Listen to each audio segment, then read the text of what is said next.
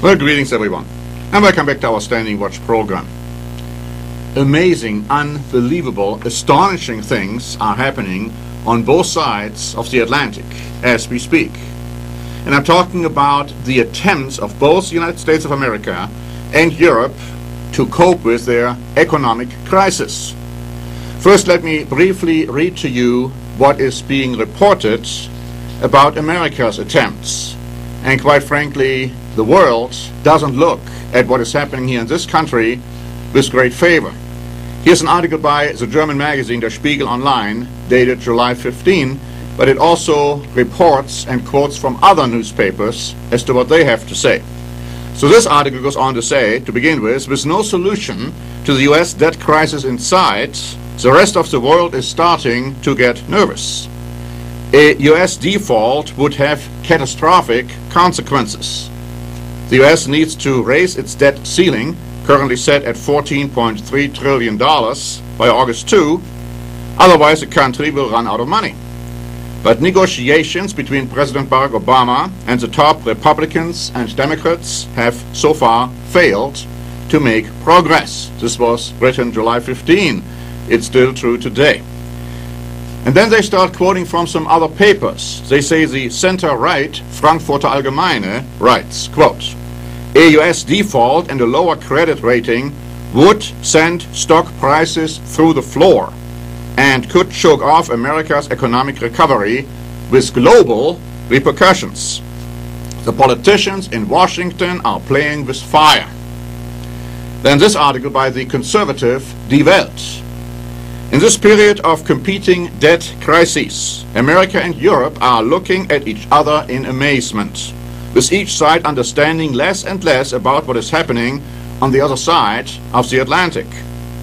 While Europe's chaos is obvious to the Europeans and the rest of the world, there are few signs of self-doubt or self-awareness in the US. In the middle of the poker game between the two political parties to prevent a national default on August 2, polls show that 77% of Americans believe that they live in the world's greatest system of government. Just as many are convinced that life is only worth living as an American." So Die Welt is saying that's amazing, that's puzzling, given the crises, the problems which America is encountering. The German paper Handelsblatt wrote, "Washington still considers a default to be unimaginable. Obama doesn't want to go down in history as a president who bankrupted America, so the only alternative is another unsavory deal. The debt limit will be raised again just before the impending volcanic eruption." And I believe that too. I believe that's going to happen. But is that good? Notice how the article goes on to say, "Exacerbating the problem and postponing an attempt to solve the problem of the US enormous debt to the next, not too distant, deadline. Investors are also counting on this scenario. That's the only explanation for the relative calm on the market for US government bonds. That will change if, and I want to say when, the European Union crisis countries manage to sort out their finances, while the US continues with its debt delusions." And now, perhaps the strongest commentary can be found in the German mass tabloid Bild, which kind of puts the finger on the nerve as to how people feel. And this is how they quote it. "Playing poker is part of politics, as is theatrical posturing. That's fair enough. But what America is currently exhibiting is the worst kind of absurd theatrics, and the whole world is being held hostage." It goes on to say the political climate in the US has been poisoned to a degree that it is hard for us Germans to imagine. But we should all fear the consequences. Even CNN wrote on July 20 that we should read and weep. They say, hoping August 2 will come and go uneventfully, question mark, read Wednesday's comments from Philadelphia Fed President Charles Plosser and weep. Plosser says the Federal Reserve is gearing up for a possible U.S. default should the loans in Congress, or should the loons in Congress, fail to raise the debt. It goes on to say the discussion at the Fed highlights a possibility, however slim, that financial markets could utterly break down and take the economy down with them. The credit crunch after the Lehman Brothers bankruptcy would seem like a fond memory after the economic plunge that would follow a mass rejection of Treasury debt as collateral.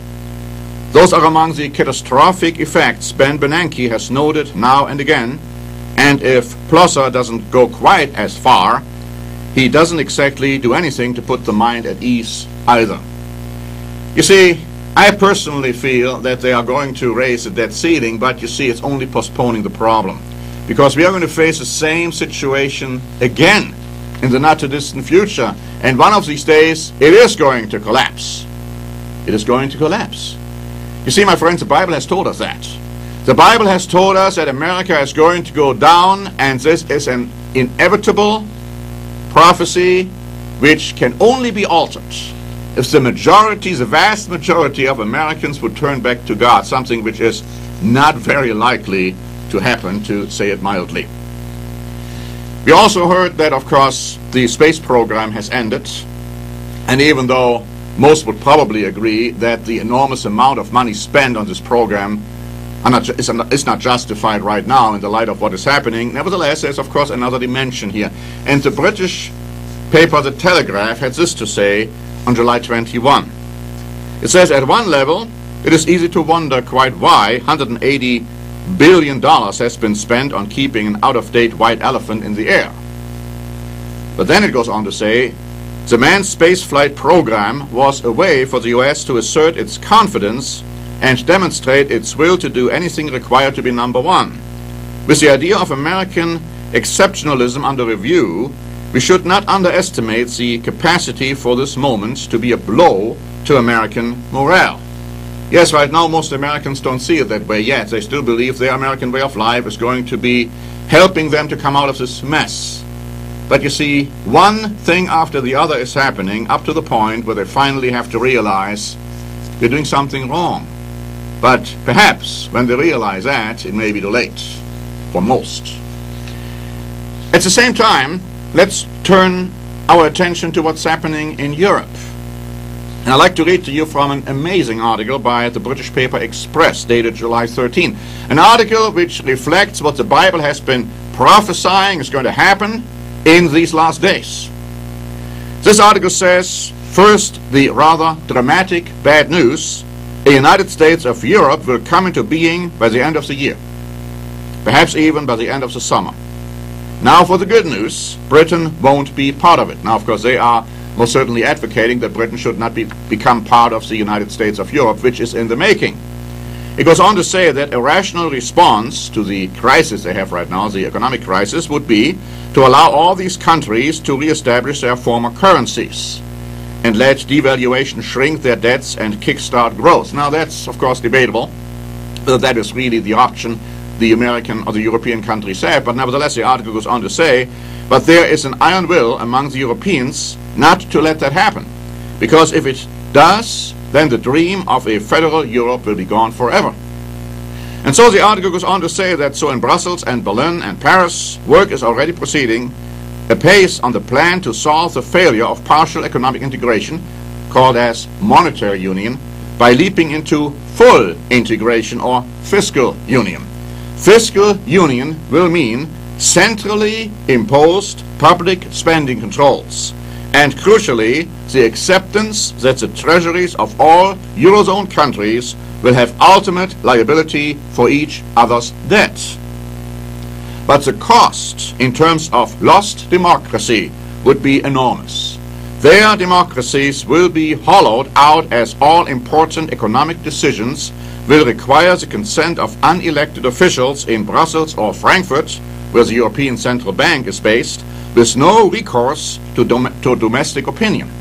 And then it goes on to say that to convince German public opinion to take on this new guarantor duty, Germany will have to become the dominant force behind monetary and fiscal policy throughout the Eurozone. It will, however reluctantly, have gained greater European domination through financial measures than it ever has gained by force of arms. Something which we have been telling you for decades, that the United States of Europe is forming and that Europe is going to be led by Germany. And people have scoffed at that when we have said it. But now, not too many scoff anymore. This article by the Express goes on to say, our, in other words the British, EU membership will be rendered almost meaningless by a wholly integrated core from which we are mercifully excluded. As our political class desperately resists demands for a referendum on departing from the EU, a startling new possibility is emerging, that well before we see Britain leaving Europe, we are going to see much of Europe leaving Britain. And that is also something, my friends, which we have told you for years, that in all likelihood Britain is not going to be part of at least the core nations of the United States of Europe. The Bible says that's going to be 10 nations or groups of nations leading Europe. And Britain is not part of them. In fact, animosity will develop between Europe and Britain, as it will between Europe and the United States of America. That too is prophesied. Watch the events and you will see how these prophecies come to fruition more and more. Die Welt, the paper, the German paper I quoted earlier, has also this to say about what is happening in Europe right now. Dated July 17, it says, the euro is not dead. It has a constructional mistake which must be corrected. The monetary union has to become a fiscal union, exactly echoing what the British paper Express has said.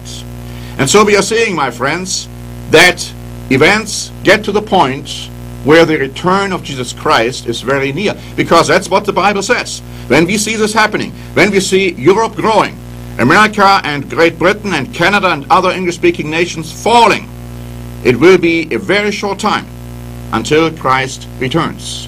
And if you don't believe that, please read our free booklets, Europe in Prophecy, The Fall and Rise of Britain and America, and the Great Tribulation and the Day of the Lord.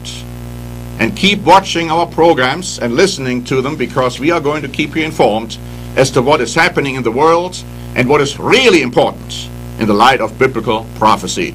So thanks very much for watching today and listening to me. This is Norbert Link for the Standing Watch program.